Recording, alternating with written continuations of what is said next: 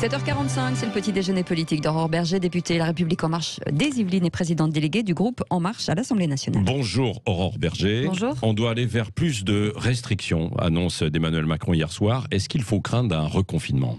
Écoutez, moi je ne le souhaite pas évidemment et je pense que personne ne le souhaite ou ne l'espère, mais en fonction de l'évolution de la situation sanitaire, en fonction des indicateurs, en fonction des risques aussi de saturation potentiellement de nos hôpitaux, alors il faudra prendre toutes les mesures qui seront nécessaires.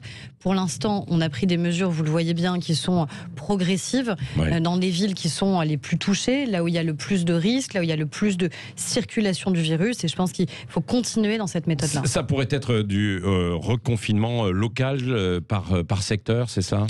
Honnêtement, je ne peux pas vous le dire aujourd'hui. Non, mais vous en discutez, j'imagine, avec les autres députés à l'Assemblée nationale. On en discute avec les préfectures, on en discute avec les médecins, surtout avec les agences régionales de santé. Et c'est en permanence, en fonction de l'évolution des indicateurs, sachant qu'aujourd'hui, ceux dont on sait qu'il y a la contamination, on sait que c'est les résultats d'une situation d'il y a 15 jours ou 3 semaines. Donc il y a aussi ce besoin-là d'anticipation et d'anticipation, encore une fois, sur les capacités de réanimation qui sont les nôtres à l'hôpital, pour qu'on ne soit jamais en saturation. L'un des gros points, c'est la bataille des lits en réanimation. On dit qu'on n'en a pas déployé suffisamment pendant ce laps de temps où il y a eu moins la crise. En fait, ce qui s'est passé, c'est qu'on a eu cette période de crise où on est passé de 5 000 à 15 000 lits en capacité de réanimation. Donc, 12 000 dites 15 000. 12 000, excusez-moi, non, vous avez raison. 5 000 à 12 000 lits. Donc ça veut dire qu'il y a eu quand même une amélioration assez exceptionnelle de nos capacités de réanimation. Après, ce qui s'est passé, c'est que des opérations qui n'étaient pas des opérations urgentes qui avaient été déprogrammées, ont pu à nouveau être programmées à l'hôpital. Il y a des personnes qui attendaient et qui ont été décalées de plusieurs semaines ou plusieurs mois parce que ça n'avait pas le caractère d'urgence que nécessitait une réanimation. Donc c'est la raison pour laquelle aussi, quand on a eu un recul épidémique, alors on a pu reprogrammer. Donc c'est la raison pour laquelle il n'y avait pas un flux tendu sur les capacités de réanimation. Mais on sait qu'on peut continuer à augmenter le volume en réanimation. Ça a déjà été le cas pendant la première période qui était la période la plus tendue, aussi parce que c'était tout à fait nouveau. Donc on sait aussi qu'on a un hôpital qui est très résilient et qui est prêt à nouveau à ça. L'autre grand sujet du jour, Aurore Berger, c'est l'avortement. 45 ans après la loi Veil, nouvelle bataille en vue, l'allongement du délai qui pourrait passer de 12 à 14 semaines pour l'interruption de grossesse. Est-ce que vous y êtes favorable ? J'y suis favorable pour une raison très simple, c'est qu'on a aujourd'hui une difficulté dans notre pays d'effectivité de l'accès des femmes au droit à l'IVG, en fonction du territoire, en fonction de la connaissance qui est la vôtre, en fonction aussi des parcours gynécologiques des femmes qui ne sont pas tous les mêmes, on n'a pas toute la même qualité de prise en charge, parce qu'il y a un défaut d'information, il y a un défaut de prévention, il y a un défaut aussi d'éducation, et dès le plus jeune âge, des jeunes filles comme des jeunes hommes d'ailleurs, parce que ça les concerne aussi, et je pense que c'est important de le rappeler.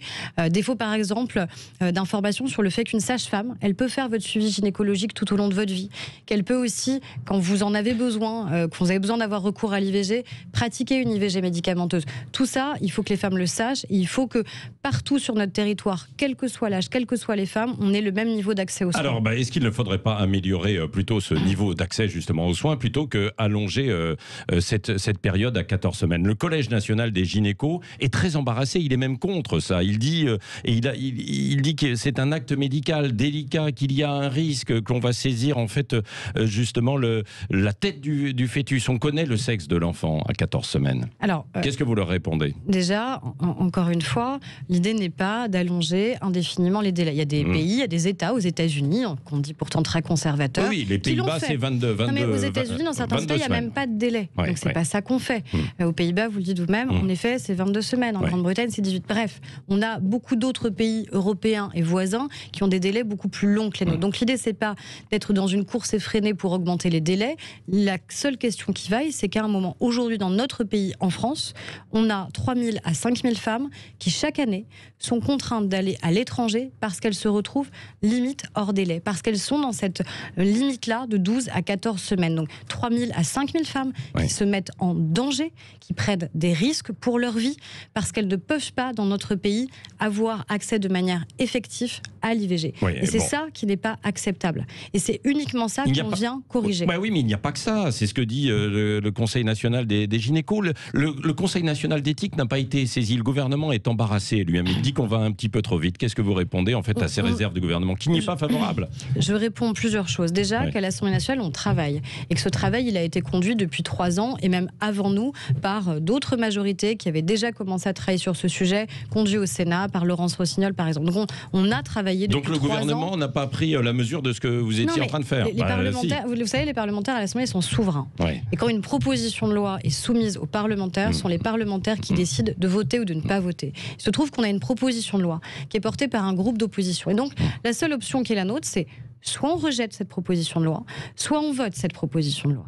Est-ce qu'on considère que oui ou non, aujourd'hui, il est temps pour ces 3 000 à 5 000 femmes par an qui mettent leur vie en danger de se dire qu'on doit trouver une solution? Oui. Et c'est la raison pour laquelle cette loi, nous la voterons. Est-ce que cette loi est suffisante? Non. Notamment parce qu'on a la question, encore une fois, de l'éducation, de l'information, de la prévention. Parce qu'on a cette question essentielle du suivi gynécologique des femmes, de la connaissance de leur corps. Et ça, je crois que c'est essentiel que nous, on continue à le porter. Parce qu'on doit avoir aussi plus de gynécologues qui peuvent être formés. Parce qu'on a aussi d'autres générations de gynécologues. On avait des gynécologues qui étaient aussi très militants, y compris sur ces sujets-là. On n'a pas exactement les mêmes types de médecins aujourd'hui. On a des médecins, et c'est normal et légitime, et personne n'imposera jamais à un médecin de pratiquer une IVG. Alors pourquoi on supprime la clause de conscience des gynécos? C'est ce qui est envisagé. En fait, on a une clause de conscience générale aujourd'hui qui existe pour tous les médecins dans notre pays, qui fait qu'on n'obligera jamais un médecin ou un praticien médical à pratiquer un acte qui serait contraire à sa conscience. Donc personne n'obligera jamais un médecin à pratiquer une IVG s'il ne le souhaite pas. Mais on avait une double clause de conscience. On ajoutait une clause de conscience spécifique pour l'IVG. On considère qu'une clause de conscience suffit, une seule, qui n'a pas besoin pour l'IVG, comme s'il y avait quelque chose de spécifique. Alors, ce qui veut dire que les gynécos qui ne voudront pas le faire pourront ne pas le faire, alors. C'est une garantie d'équilibre de la loi Veil. Mais encore une fois, cette garantie-là, elle existe pour tous les médecins. Et après, sur la loi Veil, on était dans un contexte qui était extraordinairement différent au moment de la loi Veil. Vous voyez bien que le débat qu'on a aujourd'hui, et heureusement, il se passe dans des conditions qui sont autrement plus apaisées que ce que Simone Veil a dû subir à l'époque, au moment où elle a passé la loi. Et puis aussi, je peux vous le dire, aussi en tant que députée et en tant que femme, le fait que pour une fois, dans une assemblée, il y aura très certainement une majorité de femmes pour décider pour nous-mêmes et pour décider pour les femmes sur un sujet qui nous concerne quand même au premier chef, je crois aussi que c'est un événement qui est un peu important. Alors, Aurore Berger, vous aurez besoin de la gauche pour voter, non? On aura besoin de toutes celles et ceux qui le souhaitent. Moi, je pense que notre majorité sera majoritaire à le voter, mais j'espère aussi que des gens à gauche comme à droite, moi je pense aussi qu'on a un certain nombre de personnes à droite qui sont favorables à l'augmentation des délais, parce qu'encore une fois, ils voient bien que dans leur territoire, on a des difficultés d'accès à l'IVG et qu'on ne peut pas laisser les femmes sans réponse. D'une façon générale, Aurore Berger, que ce soit sur ce vote, mais aussi, on l'a vu, sur le vote sur la betterave, il y a un problème quand même entre la majorité aujourd'hui, qui est beaucoup plus divisée, de la République En Marche, et puis et le gouvernement. Alors, on a des sujets qui sont quand même extraordinairement différents. Ah bah oui, mais on voit bien. Attendez, Barbara Pompili ne vient pas défendre en fait son projet de loi à l'Assemblée nationale parce qu'elle sait qu'elle est en difficulté. C'est quoi ça, en fait? En fait, en général, ce qui est assez simple, c'est que vous avez un ministre qui vient défendre le projet de loi qui est défendu dans son ministère. Il se trouve que sur l'agriculture, c'est le ministre de l'Agriculture qui est venu.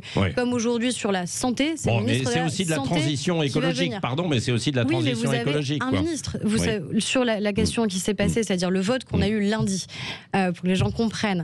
C'est quoi qui s'est passé? On a une filière qui était une filière en danger de mort, qui est la filière betteravière sucrière, parce que du fait des aléas climatiques, on a eu une année extrêmement difficile, on a eu la jaunisse et on a 46 000 emplois en danger. Et donc on a pris une décision courageuse pour sauver cette filière. Mais est-ce que vous n'avez pas l'impression, Aurore Berger, qu'il y a une sorte de fronde quand même au sein de la République En Marche qui vote contre le gouvernement? Parce que le vote de la betterave, là, en fait, l'IVG, il y en a un certain nombre qui vont pas le suivre.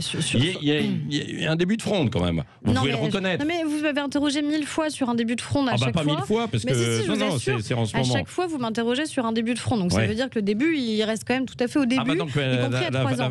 La fronde grandit, alors non, peut-être. ce que je vous dis juste, c'est que sur une question aussi essentielle que l'IVG, il n'y a pas de consigne de vote. Les gens voteront en conscience par rapport à des convictions intimes, personnels qui sont les leurs. Donc le sujet, c'est pas est-ce qu'on est en accord, pas en accord avec le gouvernement, avec la droite, avec la gauche, c'est est-ce qu'on est en accord avec nous-mêmes pour voter ce texte qui me semble pour moi essentiel pour les droits des femmes. Vous avez parlé de la droite, tiens, à l'instant. François Baroin, son abandon pour la présidentielle 2022. Vous qui venez justement de ces rangs, vous voyez ça en fait comment? La droite est perdue en fait aujourd'hui? C'est à la droite de se trouver son propre candidat, c'est pas à moi de le désigner. Ouais. Je crois qu'il y a beaucoup de personnes qui souhaiteraient potentiellement être candidates à la présidentielle. Xavier Bertrand, que Valérie Pécresse, que Bruno Retailleau. Enfin bon, ils ont plusieurs candidats, mais c'est pas à moi de dire qui serait le bon candidat. Édouard Philippe serait un bon candidat? Mais il me semble qu'Édouard Philippe est avec nous dans la majorité, qu'il l'est depuis qu'il a suivi le président de la République, qu'il en est devenu le Premier ministre et qu'il est tout à fait avec nous. Ça pourrait être un candidat de substitution si c'était plus difficile pour Emmanuel Macron à l'avenir. Il n'y a pas besoin de candidat de substitution, il y a un candidat qui est naturel, qui est le président de la République, donc il n'y a pas de candidat de substitution à chercher. Oui. Question avec Cécile Ménibus. Oui, hier soir à Herblay dans le Val d'Oise, 2 policiers ont violemment été agressés et ensuite blessés par balle par 3 individus. Pronostic vital engagé pour l'un des deux. Les mots qui reviennent le plus souvent sur les réseaux sociaux depuis cette annonce, c'est je soutiens la police, mais impunité, ensauvagement et la racaille tue. Ce qui est certain, c'est que oui, il faut qu'on soutienne nos forces de l'ordre. Mais est-ce que c'est vraiment de l'ensauvagement et de l'impunité? Je ne peux pas vous dire ce qui s'est passé. Je comprends qu'il y a eu un passage à tabac vis-à-vis des policiers parce qu'ils ont pu identifier des individus qui vraisemblablement étaient dangereux et qu'il y a eu un passage à tabac. Ce qui est certain, c'est que oui, on a une violence qui est de plus en plus grande dans notre société. Donc moi, j'ai pas peur d'utiliser un certain nombre de mots. Je crois que le ministre de l'Intérieur a eu raison d'utiliser un mot ensauvagement parce que c'est un mot que nous utilisons nous-mêmes dans notre vie quotidienne, quand malheureusement on subit ou qu'on voit cette violence qui s'exerce dans la société. Donc oui, il y a une part d'ensauvagement qui existe dans la société. Oui, mais on va subir encore combien de temps? C'est pour ça qu'il faut qu'on continue à la fois à recruter des policiers et des gendarmes, 10 000 en plus sur le mandat, parce que c'est aussi ça, c'est-à-dire que si on veut que la sécurité soit respectée, il faut respecter les forces de l'ordre, mais il faut aussi qu'ils soient en capacité d'intervenir. C'était pas le cas parce qu'on était en défaut d'un certain nombre de policiers et de gendarmes. Ils avaient des moyens qui étaient obsolètes, des véhicules qui étaient obsolètes. Ils vivaient dans des conditions qui n'étaient pas dignes, des conditions dans lesquelles des gendarmes doivent vivre ou des commissariats. Il suffisait de se rendre dans un certain nombre d'entre eux qui n'étaient pas au niveau de ce que l'on doit attendre. C'est la raison pour laquelle on continue à augmenter le budget du ministère de l'Intérieur. C'est la raison pour laquelle aussi il faut qu'on puisse revoir un certain nombre d'éléments de peine. Oui, mais quand les gens en face sont armés aussi, on fait quoi?